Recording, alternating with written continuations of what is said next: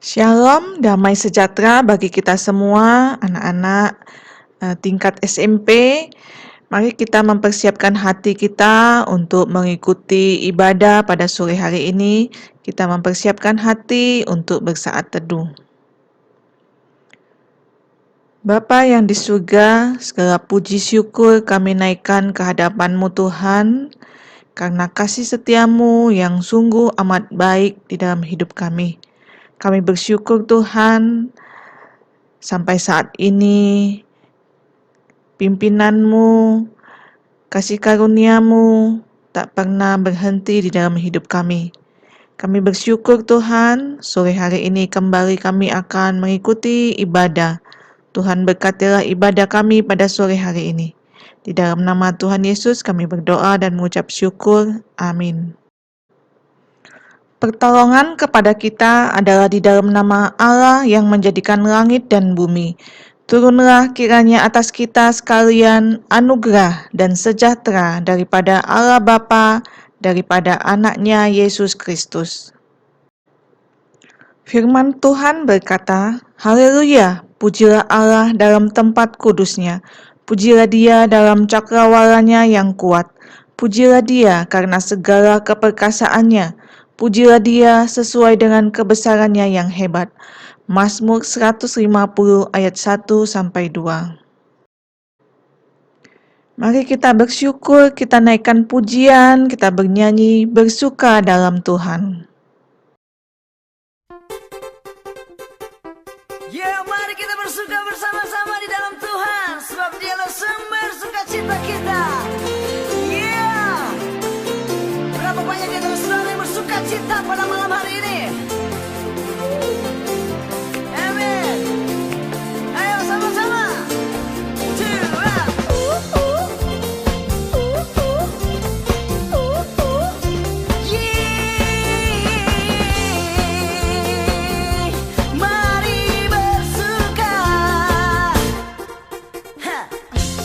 Hari ini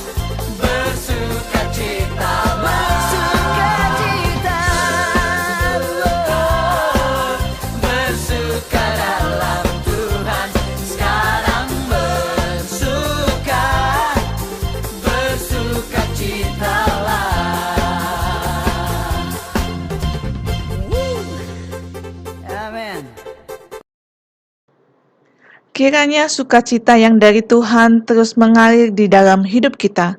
Mari kita menyambut firman Tuhan, kita menaikkan lagu Jangan Lelah.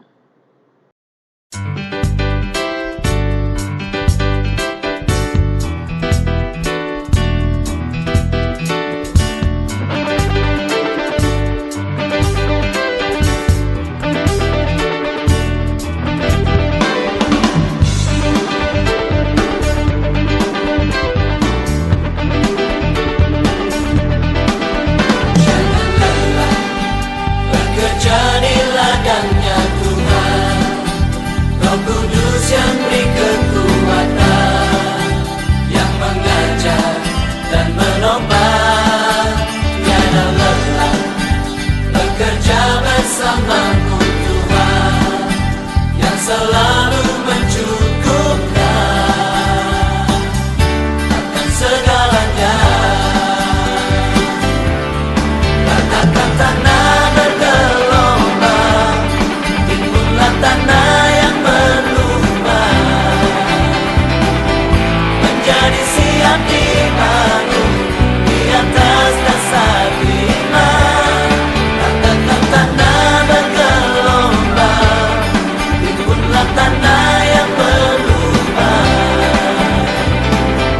menjadi siap dibangun di atas dasar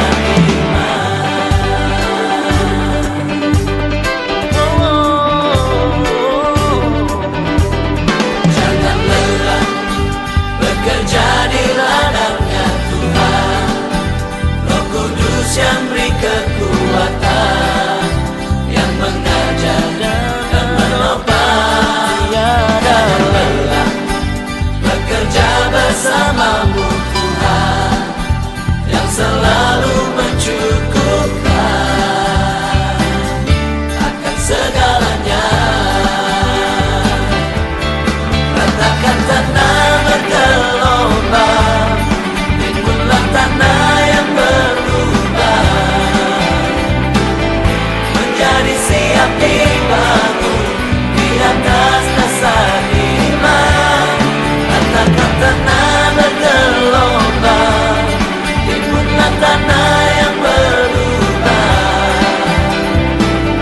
menjadi siap dibangun di atas dasar iman.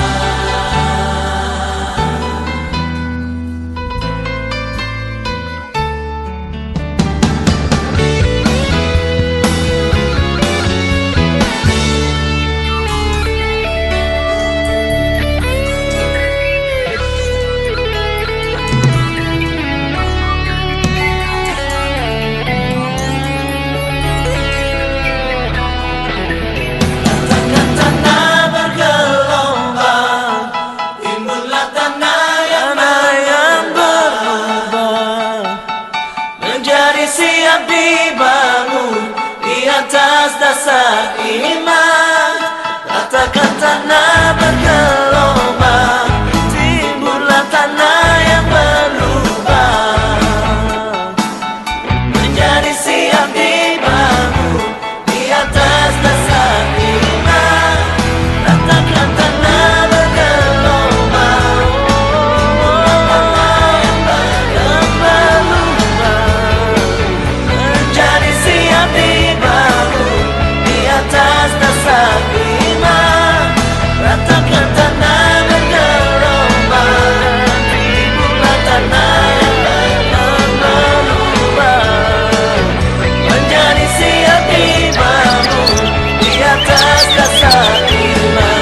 Menjadi siap dibangun, menjadi siap dibangun, menjadi siap dibangun di atas dasar iman.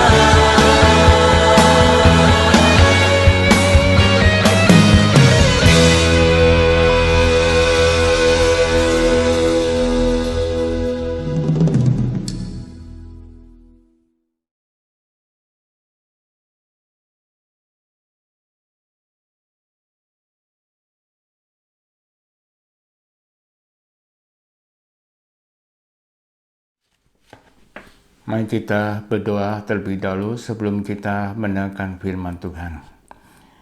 Bapa Surgawi, kami bersyukur pada hari ini kami diberikan kesempatan untuk mendengarkan firman-Mu. Ajarkan kami Tuhan untuk mendengarkan firman-Mu dengan baik. Bukakanlah hati kami ya Tuhan. Di dalam nama Tuhan Yesus kami berdoa, amin. Salam saudaraku yang Tuhan kasih. Marilah kita merenungkan satu kebenaran firman Tuhan, yaitu diam di rumah Tuhan seumur hidupku. Ayat yang akan kita baca dari Mazmur 27, ayat 1 sampai ayat 14. Mazmur 27, ayat 1 sampai ayat 14. Tetapi kita tidak membaca ayat ini secara keseluruhan. Kita hanya membaca ayat 4. Firman Tuhan di ayat 4 berkata, "Satu hal telah kuminta kepada Tuhan, itulah yang kuingini, diam di rumah Tuhan seumur hidupku, menyaksikan kemurahan Tuhan dan menikmati baiknya." Saudaraku yang Tuhan kasih, berbicara tentang diam di rumah Tuhan bukan berarti diam secara tidak melakukan apapun di dalam bait Allah.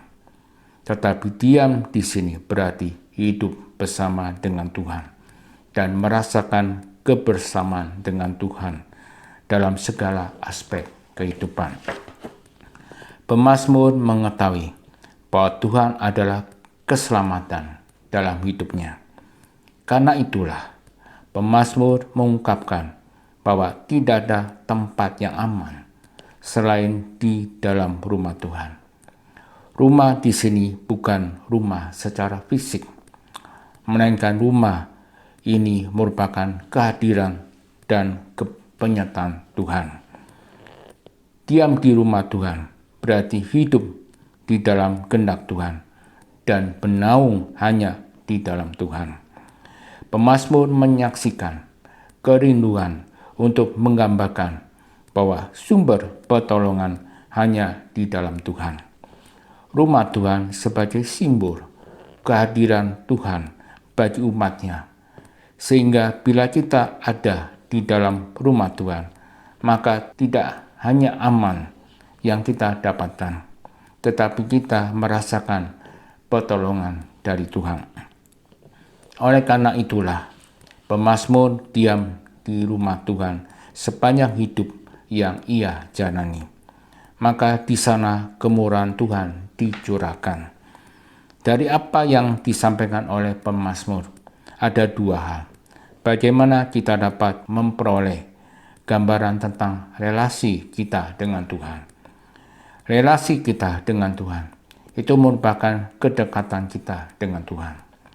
Hal ini penting karena kita membutuhkan kemurahan Tuhan di tengah tantangan yang kita hadapi dalam berhubungan dengan sesama.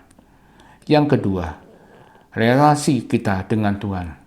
Ketika kita diam di rumah Tuhan, kita tidak hanya mampu menghadapi tantangan, tetapi kita mempunyai kedamaian. Saudaraku yang Tuhan kasih, poin yang dapat kita pelajari adalah bagaimana Daud diam dalam rumah Tuhan.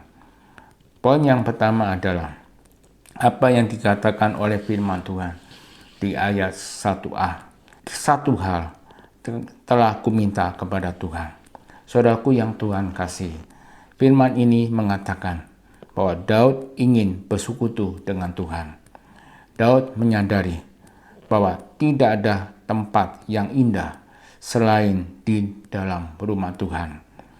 Daud tidak meminta kekayaan dan kehormatan, tetapi Daud percaya bahwa orang yang mengalami persekutuan dengan Tuhan, orang itu akan mengalami kemurahan Tuhan di dalam hidupnya. Poin yang kedua adalah apa yang dikatakan oleh firman Tuhan di ayat 1b. Diam di rumah Tuhan seumur hidupnya. Saudaraku yang Tuhan kasih, firman Tuhan memberitahukan kepada kita bagaimana Daud menyadari bahwa Daud diciptakan untuk menyembah Tuhan. Hal ini diberitahukan kepada kita bahwa Daud mempunyai persekutuan yang intim bersama dengan Tuhan, sehingga Daud ingin selalu diam di rumah Tuhan seumur hidupnya. Saudara, kata diam di dalam kalimat ini menyatakan bahwa tinggal selama-lamanya. Maka yang harus kita lakukan adalah jadilah rumah Tuhan sebagai rumah kita. Rumah ini adalah rumah persekutuan kita dengan Tuhan. Poin yang ketiga adalah apa yang dikatakan oleh firman Tuhan di ayat 1c, yaitu menyaksikan kemurahan Tuhan. Saudaraku yang Tuhan kasih, firman Tuhan memberitahukan kepada kita, ketika Daud mengalami banyak masalah dalam hidupnya, tetapi ketika Daud diam di rumah Tuhan, maka semua pandangan itu hanya tertuju kepada Tuhan. Apa yang dilakukan oleh Daud? Daud selalu melihat kemurahan Tuhan dalam setiap masalah dalam hidup Daud. Poin yang keempat adalah apa yang dikatakan oleh firman Tuhan di ayat 1d, yaitu menikmati baitnya. Saudaraku yang Tuhan kasih, kata menikmati di sini dapat kita artikan sebagai rasa puas. Hal ini memberitahukan kepada kita, ketika kita menikmati bait Tuhan, maka kita akan merenungkan firman Tuhan dan kita sendiri mau mengikuti ibadah. Saudaraku yang Tuhan kasih, bagaimana dengan diri kita saat kita tinggal di dalam rumah Tuhan? Yang pertama, kita akan mengalami perlindungan dari Tuhan. Perlindungan dari Tuhan dapat kita rasakan ketika kita berada di dalam rumah Tuhan. Rumah Tuhan berbicara tentang hadirat Tuhan serta penyertaan Tuhan. Hadirat Tuhan akan memberikan kita pertolongan di saat kita tidak ada jalan keluar. Di saat kita tinggal di dalam hadirat Tuhan, maka semua yang baik itu akan menjadi bagian kita. Yang kedua, ketika kita berada di dalam rumah Tuhan, kita akan mengalami penyertaan Tuhan. Saudaraku yang Tuhan kasih, di dalam ayat 9-10, firman Tuhan mengatakan, di saat kita tinggal dalam hadirat Tuhan, maka kita ada penyertaan Tuhan di setiap hidup kita. Maka dari itu, belajarlah untuk mencari hadirat Tuhan. Apa yang kita butuhkan hari ini? Kita membutuhkan penyertaan Tuhan. Yang ketiga, ketika kita berada di dalam rumah Tuhan, kita akan mengalami kemurahan Tuhan yang telah Tuhan nyatakan dalam hidup kita. Di dalam ayat 13 sampai ayat 14, firman Tuhan mengatakan, ketika kita berada di dalam rumah Tuhan, kita akan mendapatkan kemurahan dan anugerah dari Tuhan. Kita akan mengalami berkat Tuhan di saat kita hadir di dalam hadirat-Nya. Saudaraku yang Tuhan kasih, lalu bagaimana dengan kita? Agar kita diam di dalam rumah Tuhan, yaitu kita harus hidup kudus, agar kita dapat berada di rumah Tuhan. Baiklah kita dipimpin juga oleh Roh Kudus. Hidup kudus mutlak bagi kita sebagai orang percaya. Pesan dari Tuhan untuk kita lakukan adalah bagaimana kita merasakan hadirat Tuhan. Kita harus benar-benar hidup dalam keadaan yang benar. Kiranya Tuhan menolong kita. Amin. Mari kita bersatu di dalam doa.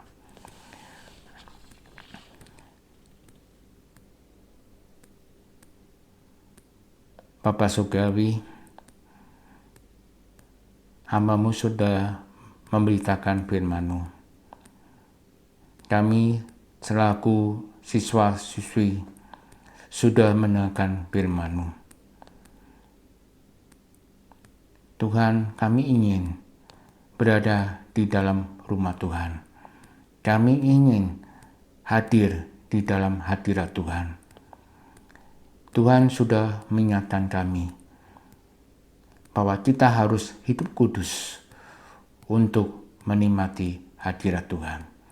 Terima kasih Tuhan untuk firman-Mu yang sudah menguatkan kami, mengingatkan kami di dalam hidup kami sehari-hari. Bahwa kita harus hidup kudus kalau kita mau berada di dalam hadirat Tuhan. Terima kasih Tuhan. Ini adalah doa permohonan kami. Di dalam nama Tuhan Yesus kami berdoa. Amin. Saudaraku, mari kita berdiri. Kita ucapkan doa yang diajarkan oleh Tuhan Yesus, yaitu doa Bapa kami. Bapa kami yang di surga, dikuduskanlah nama-Mu, datanglah kerajaan-Mu, jadilah kehendak-Mu di bumi seperti di surga. Berikanlah kami pada hari ini makanan kami yang secukupnya, dan ampunilah kami akan kesalahan kami, seperti kami juga mengampuni orang yang bersalah pada kami. Dan janganlah membawa kami ke dalam percobaan, tetapi lepaskanlah kami daripada yang jahat, karena Engkau-lah punya kerajaan dan kuasa dan kemuliaan sampai selama-lamanya. Amin. Saudaraku yang Tuhan kasihi, arahkan hatimu dan terimalah berkat dari Tuhan. Kasih karunia dari Tuhan Yesus Kristus, kasih Allah dan persekutuan Roh Kudus menyertai kita dari sekarang sampai selama-lamanya. Amin. Bapa, terima kasih.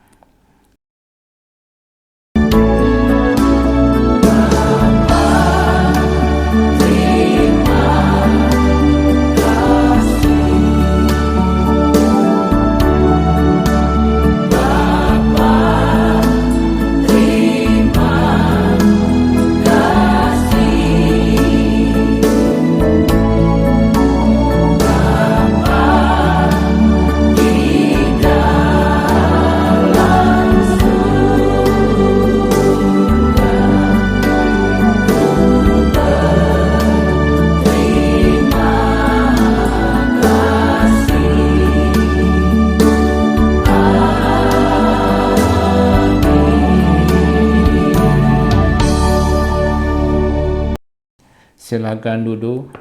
Saat itu kebaktian selesai. Tuhan memberkati. Amin.